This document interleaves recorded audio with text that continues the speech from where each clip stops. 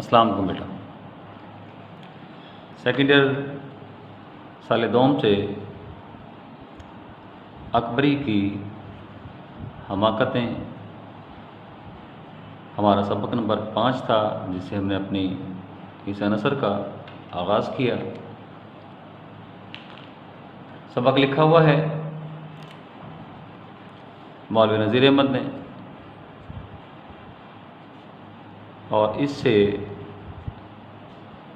मुतालिक सफ़ा नंबर 1 और उसका अहम पैराग्राफ जो कल मैंने बताए थे आपको, वो हम देख चुके। इसकी सिनफ़ नसर आप लोगों को मैंने बताई थी, नावल निगारी है।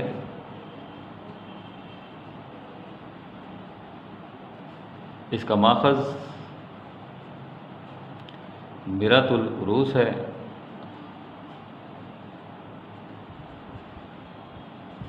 और सबक का पहला सफ़ा आप लोग पढ़ चुके हैं। सफ़ा नंबर 2 से मुतालिक तफसीलात, ये बेटा हम आज देखेंगे। पिछले हिस्से में आप लोगों को बताया गया कि अकबरी एक फूहड़ और बदमिजाज लड़की है। उसने ससुराल वालों से लड़ झगड़ के अलग मकान किया। इत्तेफाक से वहाँ कुटनी आ गई। हज्जन का बेस बदल गए। कुटनी ने दुकान खोली। अकबरी ने कुटनी को अपने यहाँ बुलाया। हज्जन ने कुछ चीज़ें उसे सस्ते दामों फ़रोख्त की और एक फ़िरोज़े की अंगूठी भी उसे तोहफ़तन दे दी, जिस पर अकबरी उस पर आशिक हो गई। इसके बाद हज्जन ने उसे पूछा कि तुम्हारी शादी को कितना अरसा हुआ? उसने कहा अभी साल नहीं हुआ। उसने पूछा कितने बच्चे हैं? अकबरी ने आह खींची कि बच्चा नहीं है, साल नहीं हुआ। और अकबरी बच्चे की उम्मीद लगाए बैठी है। हज्जन समझ गई कि बेवकूफ़ औरत है, आसानी से फांसी जा सकती है। यहाँ तक कल हमने सबक अपना देख लिया था, और सफ़ा नंबर अकबरी की हमाकतों का 2, यानी पिछला आपका सफ़ा नंबर आपका 26 था, ये हमारा सफ़ा नंबर 27 हुआ। यहाँ से हम आगे की कहानी का आगाज़ करते हैं। जब अकबरी ने मायूसी का इजहार किया तो हज्जन ने उसे तसल्ली दिलाई कि तुम्हारे तो इतने बच्चे होंगे, तुम संभाल भी ना सकोगी। हज्जन ने कहा अलबत्ता बिल फेल ऐसी हालत में, यानी अकेली हालत में, तुम्हारे बच्चा भी नहीं है, शौहर मोहब्बत नहीं करता, ऐसी हालत में अकेले घर में जी घबराता होगा। फिर उसने मियाँ का हाल पूछा। मियाँ का क्या हाल है? मियाँ से मुराद शौहर हो गए। हज्जन ने औरतों की मखसूस कमज़ोरी, इस नावल में बेटा मुसलसल आप देखेंगे औरतों की, बल्कि जाहिल औरतों की जो नफ्सियात है उसको भी खूब खोल खोल के बयान किया गया।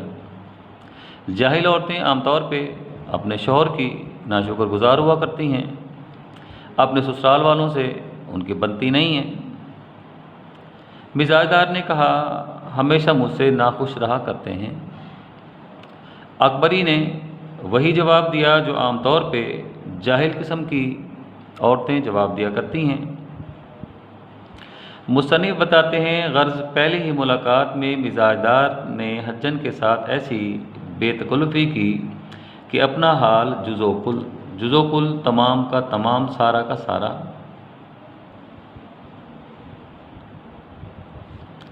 उससे कह दिया, और हज्जन ने बातों ही बातों में तमाम भेद मालूम कर लिया। भेद राज हो गया।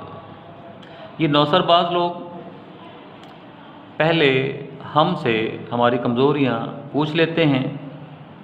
फिर कमज़ोरियाँ पूछने के बाद हमें ब्लैकमेल करते हैं। किस तरह से कमज़ोरियाँ पूछी गईं आपके सामने हैं। अकबरी ने 2 कमज़ोरियाँ बताईं। एक उसकी औलाद नहीं है और दूसरी कमज़ोरी उसका शौहर उसे हमेशा नाखुश रहा करता है। एक पहर कामिल, पहर कहते हैं बेटा 3 घंटे को। एक दिन के हम 4 हिस्से करते हैं। एक हिस्सा सुबह हो गया, एक पहर सुबह हो गया, एक पहर दोपहर, एक पहर सहपहर और एक पहर शाम। तो एक पहर कामिल यानी दिन को हम 4 हिस्सों में तकसीम करें तो दिन 12 घंटे का है। वो जो भी वक्त था दोपहर का था तो 3 घंटे दोपहर को बैठी रही, सहपहर थी 3 घंटे सहपहर बैठी रही, शाम थी 3 घंटे शाम में बैठी रही। कामिल मुकम्मल हो गया। हजन बैठी रही। रुखसत होने लगी तो मिजाजदार ने बहुत मिन्नत की। उसने बड़े गिड़गिड़ा कर कहा, बड़ी आजी से कहा, मिन्नत करना, गिड़गिड़ा कर कहा, अच्छी बी हज्जन अब कब आओगे? हज्जन ने कहा, मेरी भांजी मोमगरों के छत्ते में रहती है। दिल्ली के एक मोहल्ले का नाम है मोमगरों का छत्ता। छत्ता छप्पर को कहा जाता है। और ये आपका MCQ बनेगा। हज्जन की भांजी कहाँ रहती थी? मोमगरों के छत्ते में। MCQ हम साथ साथ देखते चलते हैं। और बहुत बीमार है। उसी के इलाज के वास्ते आगरे से आई हूँ। आगरा हिंदुस्तान का वो शहर है जहाँ ताजमहल मौजूद है। सवाल बनेगा, हज्जन हिंदुस्तान के किस शहर से दिल्ली आई थी? आगरे से दिल्ली आई थी। उसके दवा मुआलजा इलाज हो गया उसका। उसने बताया चूँकि वो बीमार है और मुझे इलाज के लिए उसने बुलवाया है। फुर्सत कम होती है, फुर्सत फरागत हो गई,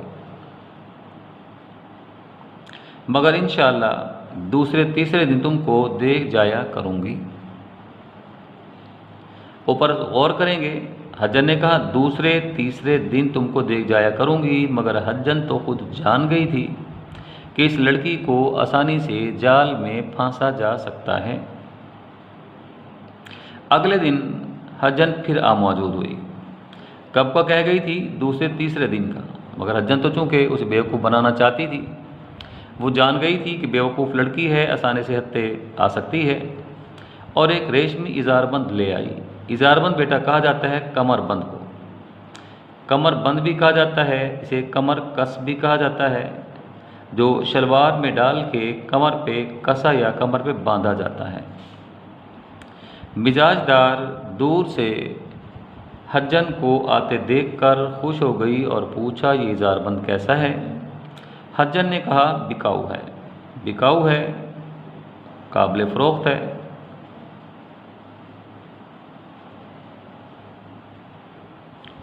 बेचने के लिए लाई हूँ।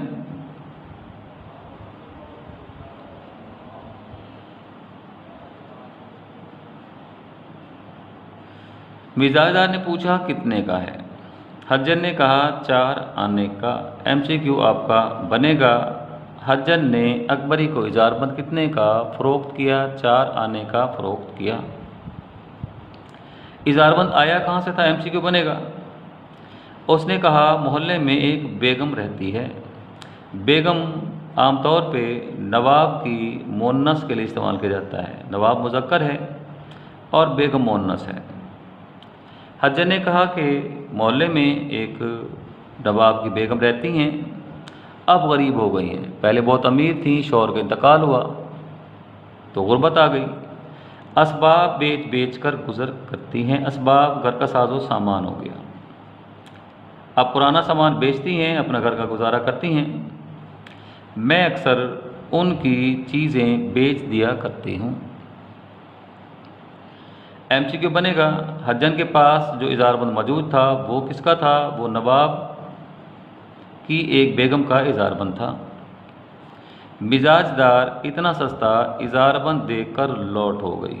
लौट हो जाना, आशिक हो जाना। जब उसने इजारबंद देखा कि 4 आने का, इतना अच्छा इजारबंद, वो इजारबंद आगे चल के मुझसे खुद बताएगा कि लाहौर का बना हुआ था, बड़ा लंबा चौड़ा इजारबंद था। उस इजारबंद में सोने चांदी के तारों से काम भी किया हुआ था। उस ज़माने के मुताबिक उस इजारबंद की कीमत 2 रुपये से कम हरगिज़ नहीं थी।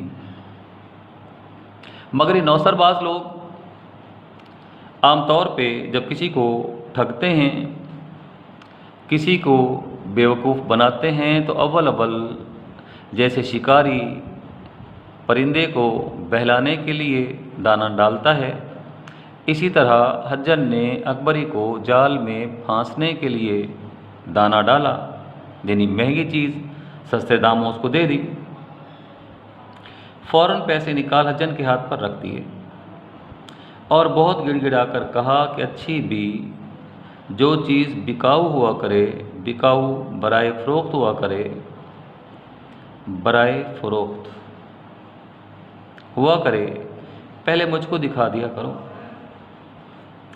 हज्जन ने कहा बहुत अच्छा, पहले तुम पीछे। और ये देहलवी अंदाज़ है मुसन्निफ़ का, जिस तरह से दिल्ली में लबो लहजा इस्तेमाल किया जाता था, उस लबो लहजे का खूब इस्तेमाल नज़ीर अहमद ने यहाँ किया है। इसके बाद इधर उधर की बातें हुआ की। चलते हुए हज्जन ने एक बटवा निकाला, बटवा जिसे अंग्रेज़ी में हम पर्स कहते हैं। उसमें कपड़े और कागज़ की कई तहों में थोड़ी लौंगें थीं। लौंग खुशबूदार पौधा है, खुशबूदार पौधा। इसमें कलियां लगती हैं, ये मैंने तस्वीरें आपको शुरू में दिखाई थी, गर्म मसाले में इस्तेमाल होती है। उनमें से 2 लौंगें MCQ बनेगा मिजाजदार को दी और कहा कि दुनिया में मुलाकात और मोहब्बत इस वास्ते हुआ करती है कि एक दूसरे को फ़ायदा हो। साथ ही तकरीर झाड़ दी उसने।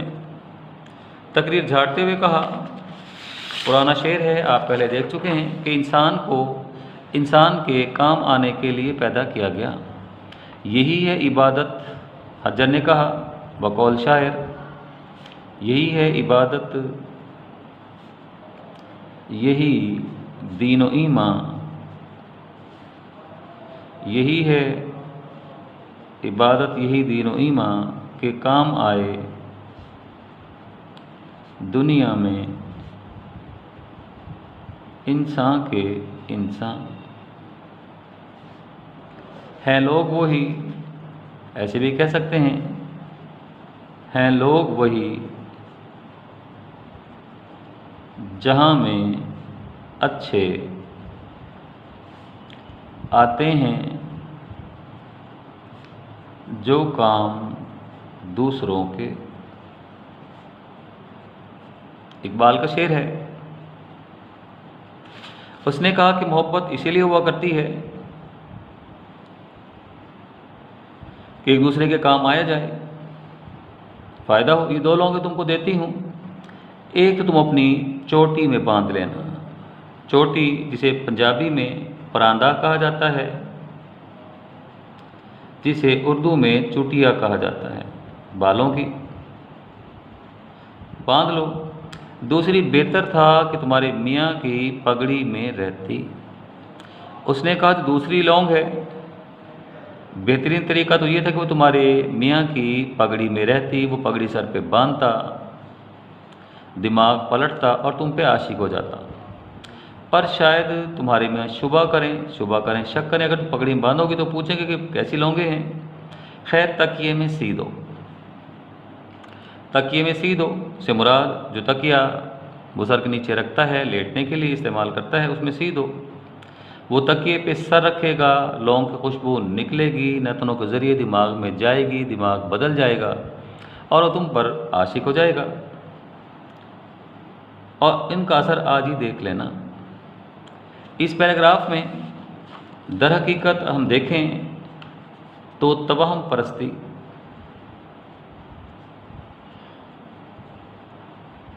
तवहम परस्ती और ज़ईफ़ुल एतकादी लोगों की दिखाई गई। ज़ईफ़ुल एतकादी कि लोग किस तरह से तवीज़ गंडों पे फोकस करते हैं, किस तरह से वहम का शिकार होते हैं, किस तरह से इन नौसरबाजों के जाल में आके फंस जाते हैं। और इनका सराज देख लेना, लेकिन इतनी एहतियात करना कि पाक साफ जगह में रहें। उसे बताया साथ ही कि इस्तेमाल तो कर लेना, लेकिन ये याद रहे कि ये लौंगें पाक साफ हो के, मुराद बिस्तर भी पाक होना चाहिए, घर भी पाक साफ होना चाहिए, वो खुद भी पाक साफ होनी चाहिए। और अपने कद के बराबर एक कलावा मुझको नाप दो। कलावा कच्चा धागा हो गया। मैं तुमको एक गंडा बनवा ला दूंगी। गंडा आपने देखा होगा, ये तो तावीज़ है जो हम गले में आमतौर पर पहन लेते हैं, डोरी में डाल दिया जाता है। गंडा कुछ इस तरह से है कि धागा एक ले लिया जाता है, उसे धागे को मोटा सा बांट लिया जाता है, उसके बाद कुछ पढ़ा जाता है, फिर उसमें फूंक मार के एक गिरह लगा दी जाती है। फिर फूंक मारते हैं और फिर एक गिरह लगा देते हैं, फिर कुछ पढ़ते हैं, फूंक मारते हैं, उसमें गिरह लगा देते हैं। ये गंडा हो गया, ये तावीज़ हो गया। यहाँ तक बेटा कहानी हमारी सीक्वेंस के साथ आई है। मैं यहाँ लेक्चर ख़त्म कर रहा हूँ। किस लिए ख़त्म कर रहा हूँ? अगला हिस्सा ये देख लीजिएगा, जहाँ से मैं लिख रहा हूँ, यहाँ से लेकर, जहाँ से मैं लिख रहा हूँ, ये यहाँ से लेकर और ये यहाँ तक, सफ़ा नंबर 28-27 के एंड से आखिरी पैराग्राफ से लेके और यहाँ तक हमने क्या करना है। यहाँ हज्जन ने अकबरी को जाल में फांसने के लिए एक फ़र्ज़ी कहानी सुनाई। उसने लोगों की अहमियत को उजागर करने के लिए अकबरी को एक फ़र्ज़ी झूठी कहानी सुनाई, ताकि वो ये ना समझे कि ये आम और मामूली लोग हैं। इस कहानी को हमने इस पूरे सफ़े यहाँ से लेके, जहाँ से मैंने निशान लगाया है, यहाँ से लेके और जहाँ मैंने अगले पैराग्राफ पर निशान लगाया है, वहाँ तक आपने इस हिस्से को तशरीह का हिस्सा, खुलासे का हिस्सा नहीं बनाना। वहाँ आप क्या लिखेंगे, मैं यहाँ रफ़ कागज़ पे आपको लिख के दे रहा हूँ। हज्जन ने, तो हम खुलासे में लिखेंगे इस वाक़े को इस मुख्तसर अंदाज में। हज्जन ने अकबरी को 2 लौंगे दी और उनसे मुताल्लिक एक बल्कीस जहानी बेगम, जो कि भोपाल की रहने वाली थी,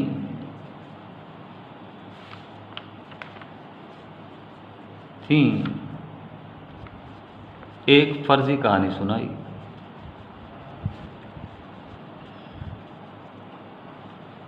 बताने का मकसद क्या है, अगर आप आइनों से खुलासा तैयार करेंगे तो आइनों में ये पूरा वाक़या खुलासे में शामिल होगा।